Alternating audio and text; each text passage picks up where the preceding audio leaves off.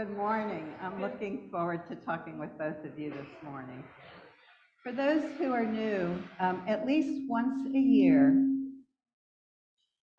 we have a conversation with our ministers in lieu of a sermon. In our covenant groups, one of the questions during check-in is, how goes it with your spirit? Today's questions are closer to answering, how goes it with the spirit of our congregation? First question, what do you love right now about church? I have the questions. So I could be precise and not ramble onward, because I can do that. There's old Methodist hymn, there's a sweet, sweet spirit in this place, and I know that it's the spirit of our love. And coming back from pandemic and all that took all of us through, the whole world through, it was important for, I think, Anastasia and I to help the congregation develop those connections again, and exemplified in a summer gathering at Randy and Mickey's house. And I was invited. It was a gathering of the ensemble. They get together once a year at the end of the year, and Joni and I went, and there we were, Randy and Mickey's Playhouse, and ping pong and games and adult beverages and instruments. All the musicians brought their instruments or they brought their voices, and just randomly singing songs and laughing. And I broke a sweat playing ping pong. I'm pretty good, they'll tell you.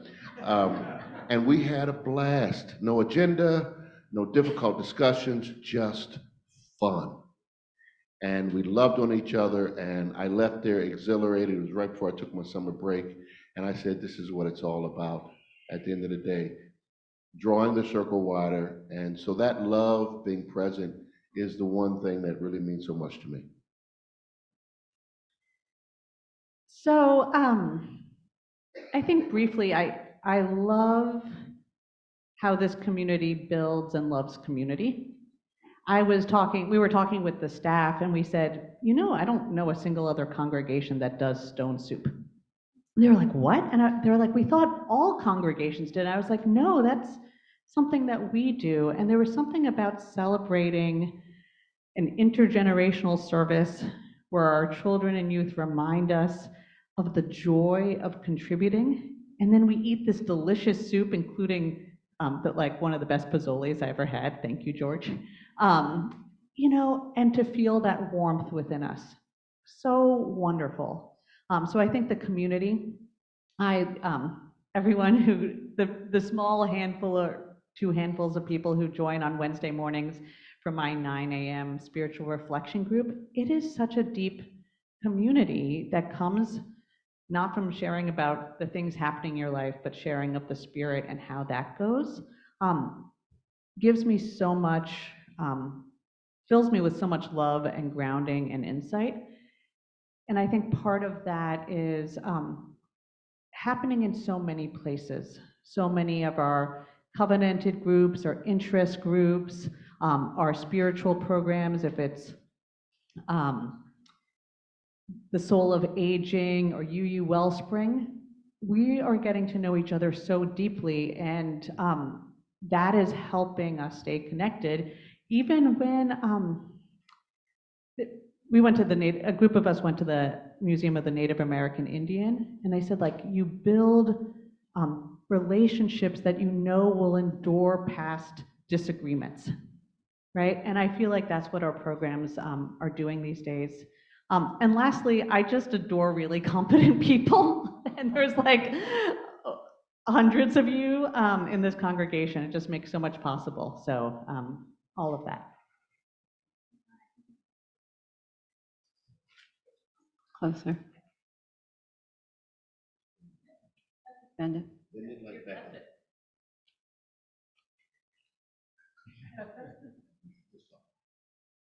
What is your vision for UUCA in the next 1 to 3 years? So I'm very specific in what I would like to see. I think you'll learn at the congregational meeting about something that Sarah's working on, a school, preschool. So that's one of the things we want to see implemented and to happen. It is something I've always wanted is an educational tool to impart our values and our principles. And I just think that is one of the best ways to spread Unitarian Universalism. I am a UU evangelist at heart. One of the other things is, may come as a shock to you, is some type of sports program. You know, we have people in the congregation, of course, I would say track and field, because we have people in the congregation, including me and Anastasia and Scott Eaton and Latika Hicks, who have experience there. And so a track program would be great. And also something called a Community Development Corporation. Thornell has been kind of helping guiding me in this. Either that supports the preschool or is something else, similar to when I first got here, we had an HIV/AIDS nonprofit that helped people get to appointments and with paying for medicines, and some of you remember that. It was called Haven. And so creating some sort of not-for-profit connected to the church that would expand our ability to get grants and that sort of thing.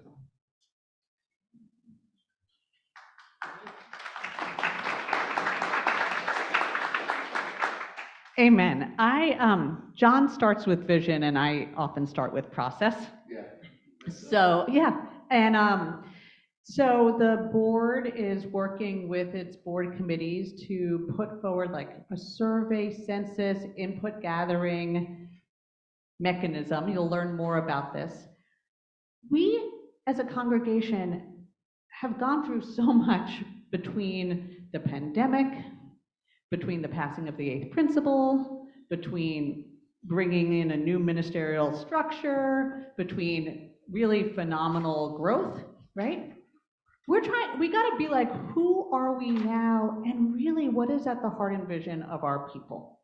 And I think that and other processes coming up will really be drawing some of that vision from the congregation.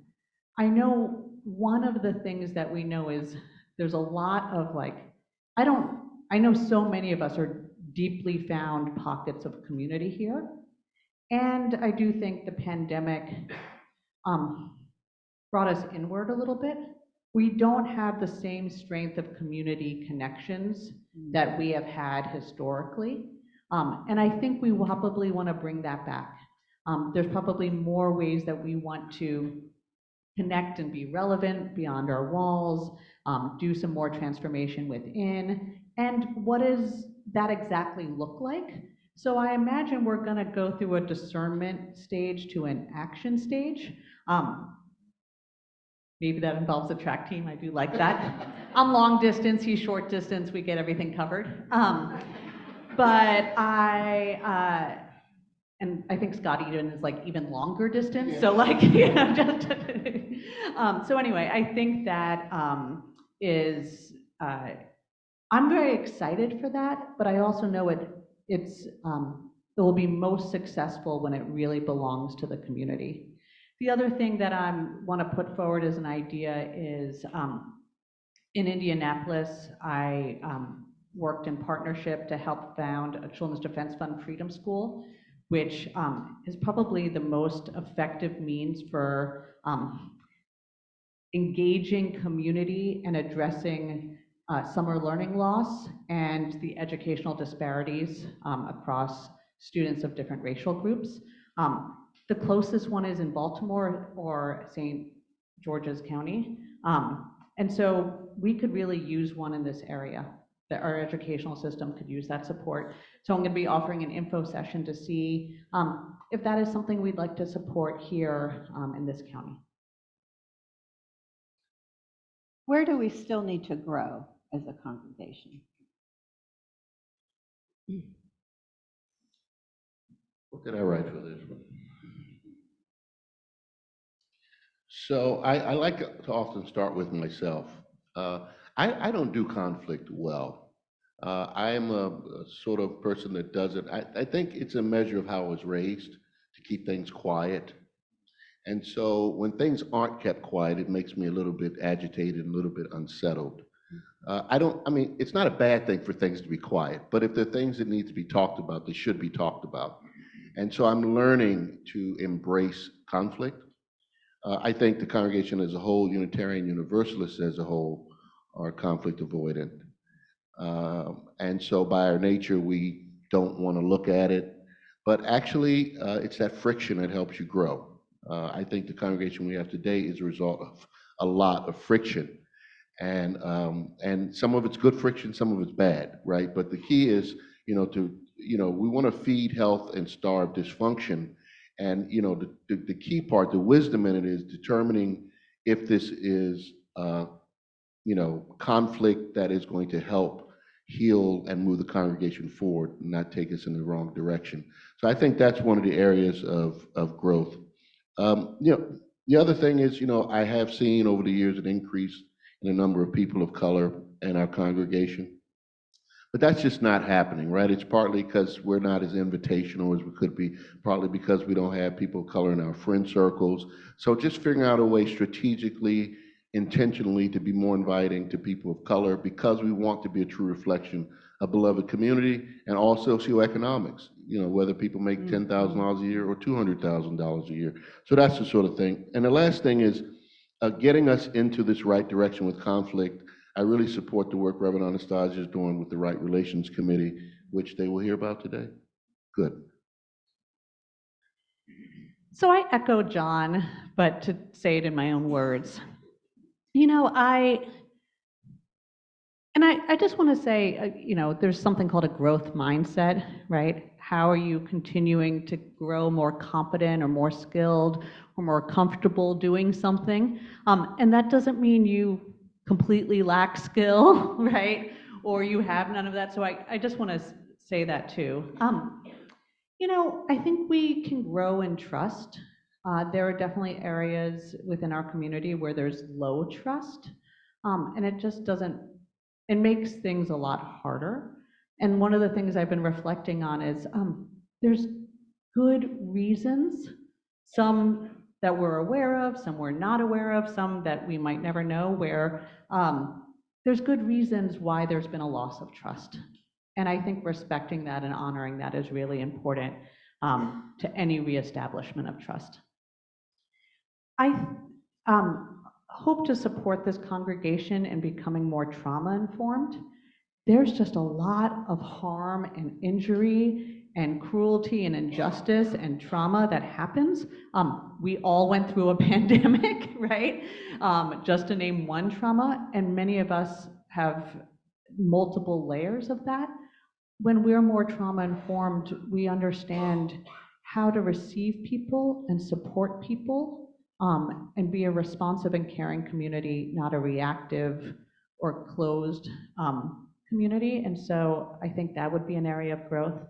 And I think we are still finding a way how to do anti-oppression, anti-racism work in particular, where we're not polarized within ourselves in how we're going about that work, but staying in relationship and staying in care and respect, even when we disagree, as we move ahead in that anti-racism work. We haven't quite figured out that how yet, even though I hear there's commitment to doing that.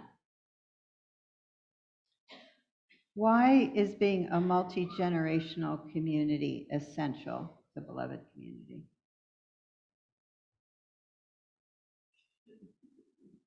You like to play off of me, huh? That's fine.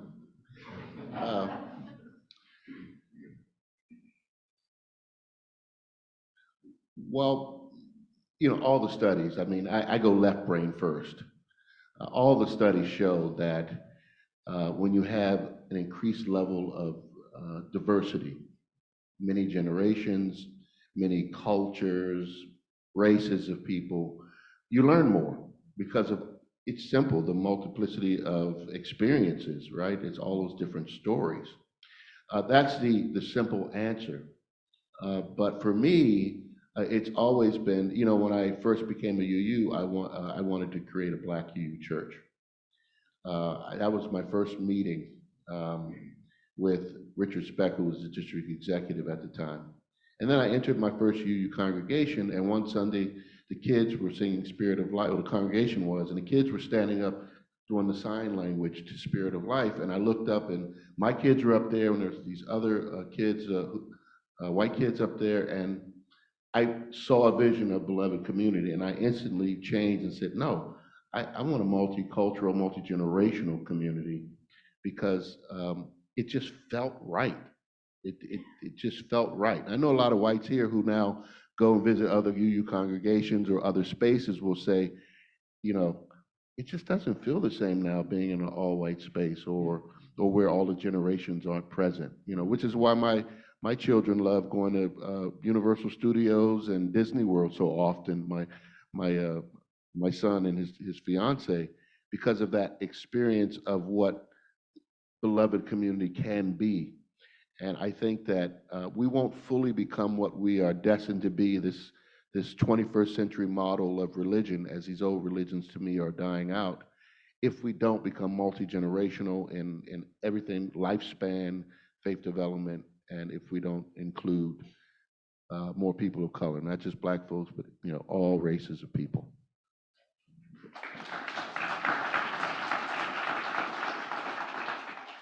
I do like riffing off you. I like jazz, remember? You know, there is just a pandemic of isolation and loneliness. And particularly that's true probably at every generation, but our elders can be very isolated.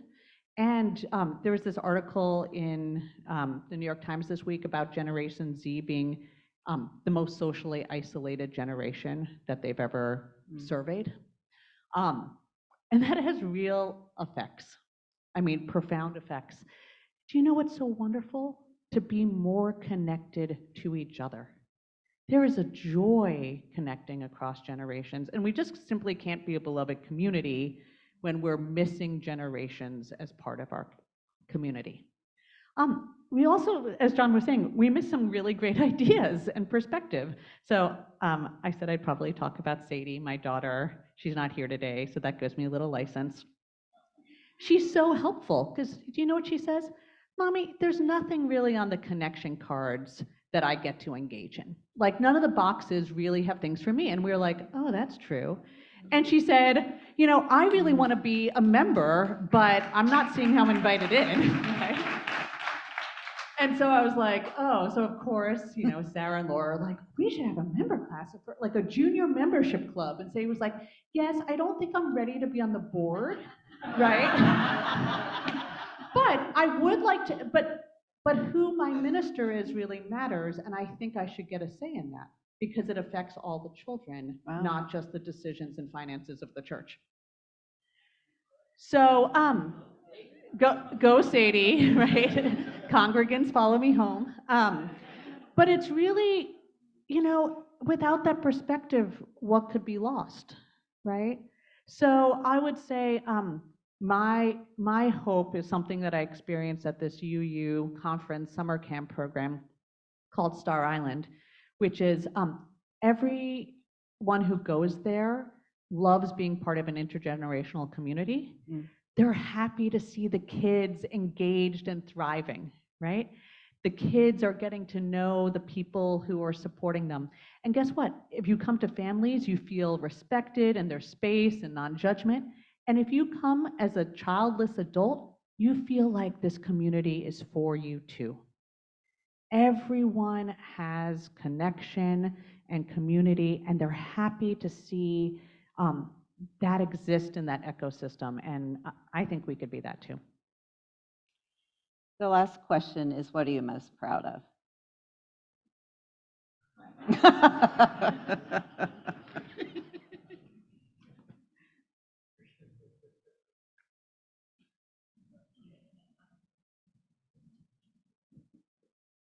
One of the things we've really wanted to establish is what we mean by beloved community, and the simple answer is the be loved community, a place where you can feel loved and affirmed. And you don't know that until you experience it, right? Until you see your minister visiting you in a hospital, or pastoral care, or wellness care team gives you a call, or you get that ride with someone, or you go to that small, you don't know it until you experience it. And I've had many experiences in this congregation, many, through, all kinds of things, sabbaticals and things like that, and cards, stacks of cards from you over the years. But the way you responded and have been responding to me in my family's time of need,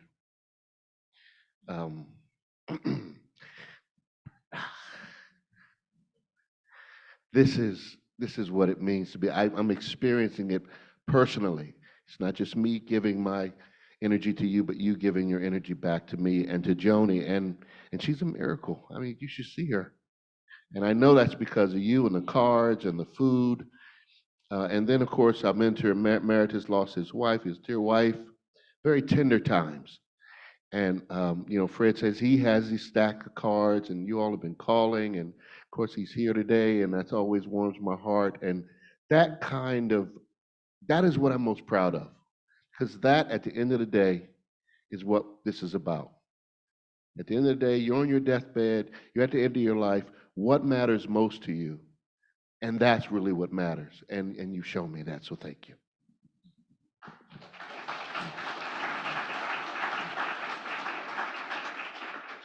Okay, I can't beat that. I should have gone first.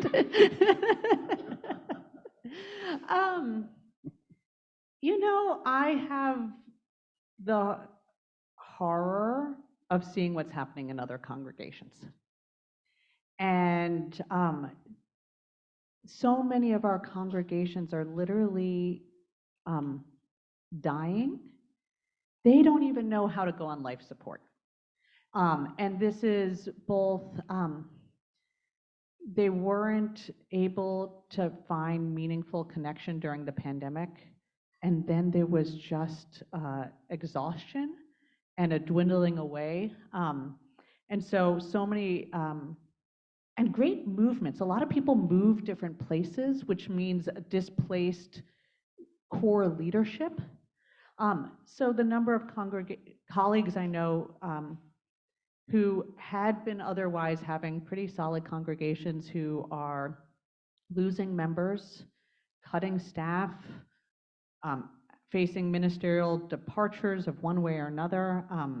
There's a ministry crisis where there's just not enough ministers, and even some healthy congregations might not be able to get a UU minister this coming year. I mean, there's polarization around things.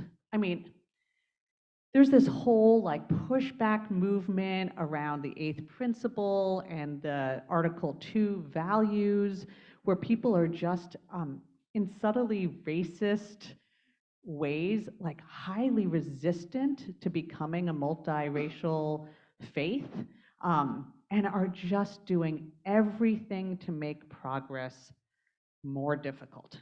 It's still happening, but it's like every board meeting is a slog. There's more complaints than appreciations. And I go into these gatherings hearing about what's happening in our faith, and I go in with a great deal of humility because I know how easily it could have been otherwise, but it's not here.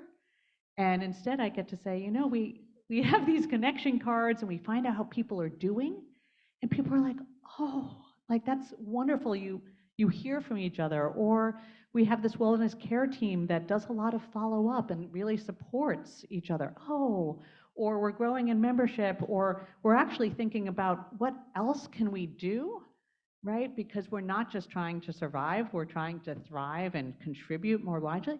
It is, I feel lucky and fortunate, and that the things that we've done collectively have just paid off. And I'll just say, I just don't take it for granted. And I'm just really appreciative. And it's really thanks to this congregation.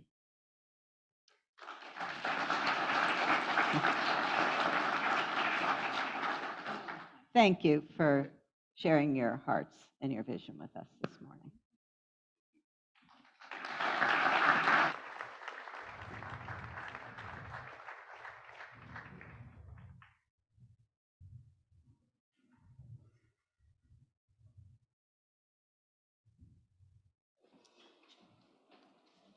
Our reflection question this morning is what current challenge, contribution, or vision of UUCA do you want to lift up? And as part of our reflection time, this is a good time to fill out your connection card. It's a great way to share your reflection on this morning's service and learn about the many ways to get involved in our congregation. Our ministers and staff read the connection cards every week, and we'll get back to you. In particular, if you are seeking pastoral care, there's a place on the card to indicate that, and they will get back to you. You are now invited to join me to light a candle.